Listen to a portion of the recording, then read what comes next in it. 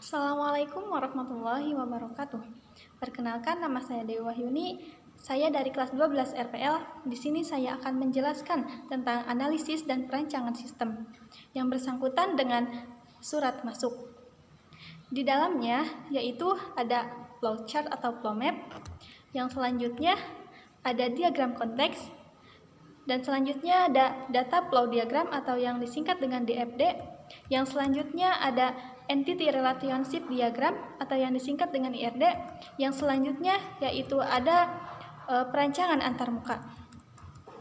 Baik saja, di sini saya akan langsung menjelaskan tentang flowchart atau flow map.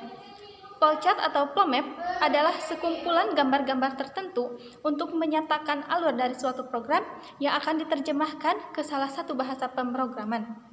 Di sini saya membuat flow map yang sedang berjalan dan flow map yang akan diusulkan.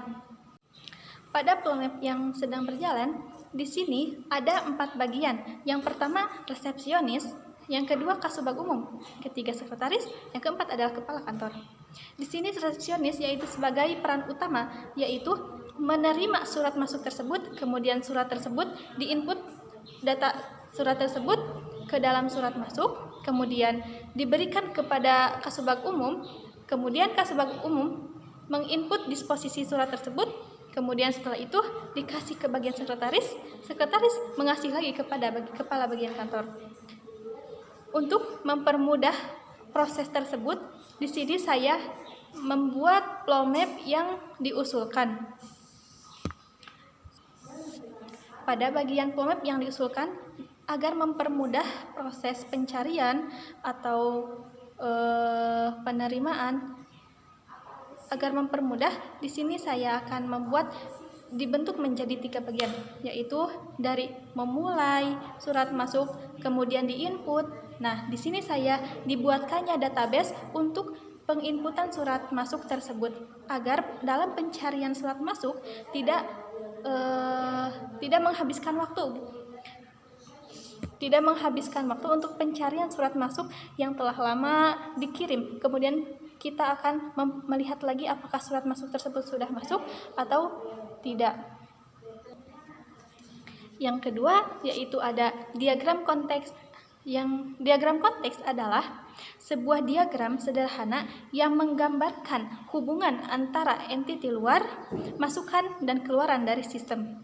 Di sini saya membuatkan sebuah diagram konteks yang berisi resepsionis, sistem pengelolaan data surat masuk, sekretaris, dan kepala kantor. Kemudian sistem pengelolaan data surat masuk tersebut bisa dilihat oleh resepsionis, kemudian si resepsionis bisa menginput data surat masuk tersebut. Kemudian setelah diinput, maka sistem pengelolaan tersebut bisa dilaporkan ke sekretaris. Kemudian sekretaris bisa melaporkan lagi kepada kepala kantor.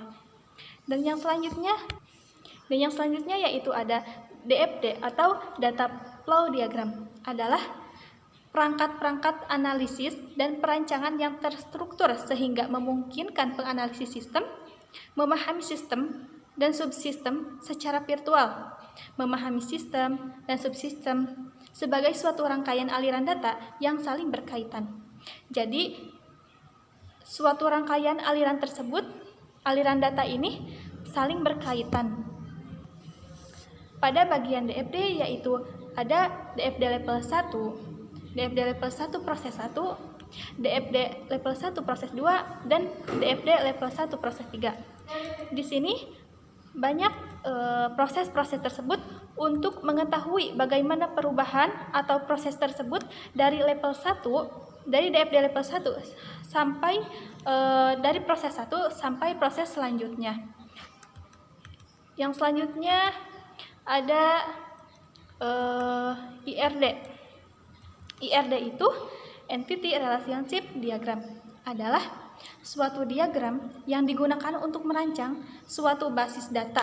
Jadi, ketika kita akan membuat sebuah basis data, maka di sini akan membuatkan sebuah rancangan tersebut dan digunakan untuk memperlihat hubungan atau relasi antar entitas satu objek yang terlihat beserta atributnya. Di sini ada IRD, yaitu user mempunyai atribut. Kemudian surat masuk juga mempunyai atribut tersebut. Kemudian kepala kantor juga mempunyai atribut tersebut. Dan yang selanjutnya yaitu ada perancangan antarmuka. Di sini saya membuat perancangan antarmuka yang pertama dari bagian login. Kemudian setelah login, maka akan muncul kepada halaman utama. Di dalam halaman utama, kemudian akan muncul lagi ada bagian admin, surat masuk, disposisi, dan logout. Admin yaitu pada halaman utama ada bagian admin.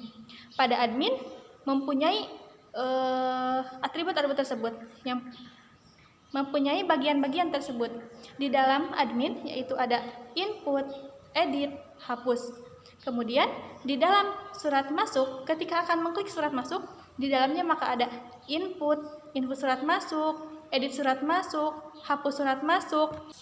Kemudian surat masuk tersebut bisa dicetak. Yang selanjutnya ada disposisi. Ketika kita mengklik disposisi, maka di dalamnya ada input disposisi, edit disposisi, hapus disposisi. Kemudian kita juga bisa mencetaknya. Kemudian ada bagian logout. Nah, di sini ketika kita sebagai admin kita bisa menginput, mengedit, menghapus. Nah, pada bagian admin kita bisa mengelola surat masuk atau disposisi. Surat masuk atau disposisi tersebut bisa dikelola oleh admin, yaitu bisa diinput, diedit, dihapus, dan dicetak. Kemudian setelah admin telah menginput atau mengedit atau menghapus dan mencetak sebagai tersebut, kita akan keluar melewati pada halaman logout.